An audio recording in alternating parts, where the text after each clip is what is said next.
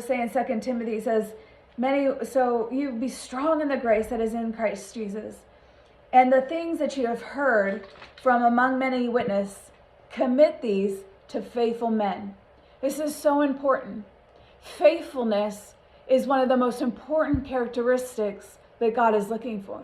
In fact, it's so important that when we stand before God, we will either hear, "Depart from me, you worker of iniquity, I never knew you," or we're going to hear, "Well done, thou good and faithful servant." So faithfulness is a prerequisite for what God is going to do in our lives.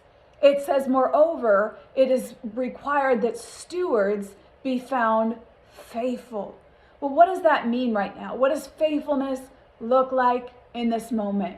Literally, it is in this moment that we're being faithful wives. We're being faithful family members, faithful sister, faithful brother, faithful daughter, faithful in all areas that God has given us, faithful in our business, faithful in, and I want to encourage you, go above and beyond. This is the time to reach out, to be faithful with the circle God has entrusted you to. If you stay withdrawn in this time and you never reach out, then you're not being faithful. But we're to be faithful with our friends, faithful with our family. Check up on people. Make sure people are doing okay. Check in on all those that you love and care about. That's faithfulness. Faithful with your family, faithful in your relationship with God, faithful with the things that God has entrusted in business.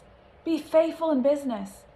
It says, will you see a man who's excellent in his ways? He will not just stand, he will stand before kings and not just mere men. That we would be faithful. Matthew talks about that, where the parable of the talents.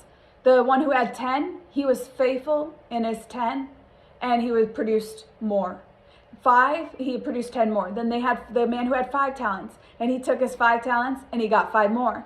But the one who only got 1, he threw a big old fit. "God, why do you only give me 1? You know, sounds like some church members. "Why do you only give me this?" Well, you've got to be faithful with the 1 before God can entrust you. If you bury your talent, he's not going to be able to give you more.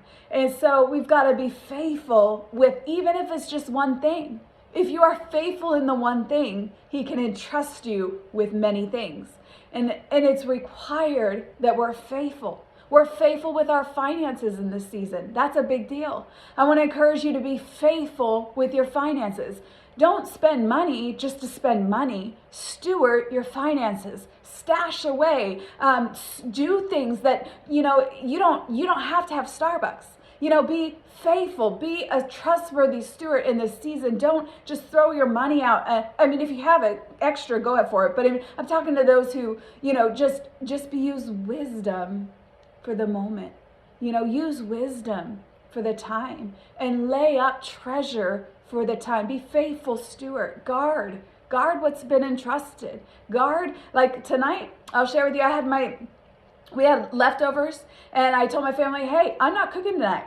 You're all going to eat the leftovers." Why? Because I was like, all this will go to waste. And I said, there's people who are not getting food, and I would not be a faithful steward if we don't steward what God has given us. So I had them eat leftovers, and it was okay. My family's still alive, and it was good food. It was good food.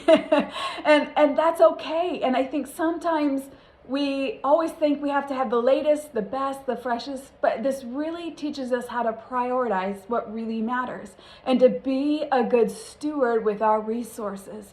So just be a good steward. Be faithful. Jesus, we